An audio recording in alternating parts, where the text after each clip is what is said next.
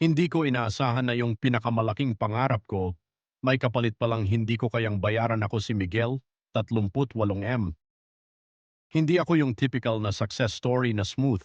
Madaming beses akong bumagsak, madaming beses akong nagkamali, pero hindi ako tumigil.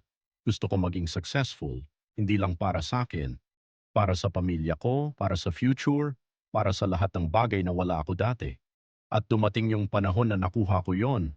May negosyo ako, lumago, lumaki, dumami yung pera, dumami yung opportunities, at sa unang pagkakataon sa buhay ko, pakiramdam ko panalo na ako. Pero habang lumalaki yung negosyo ko, may lumiliit, or mas tama, may nawawala. Oras, sa pamilya ko, sa asawa ko, sa anak ko, sa sarili ko.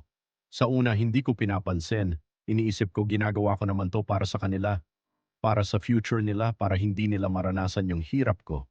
Pero hindi ko napansin na habang pinapabuti ko yung future nila, sinisira ko yung present namin. May isang araw na umuwi ako ng bahay na tahimik, walang sumalubong, walang ingay, walang anak na tatakbo papunta sa akin. Tinanong ko kung nasaan sila. Sabi ng helper, umalis na daw yung asawa ko. Kasama yung anak ko. Hindi galit, hindi drama, tahimik lang. Pero kumpleto, may sulat. At dun ko nabasa lahat. Hindi siya nagreklamo, hindi siya nagalit, hindi siya nanisi. Pero malinaw, hindi niya na ako kilala. Hindi na ako yung lalaking pinakasalan niya. At hindi na niya kayang ipaliwanag sa anak namin kung bakit wala akong oras. Dun ko na-realize, habang inaabot ko yung pangarap ko, naiwan ko sila.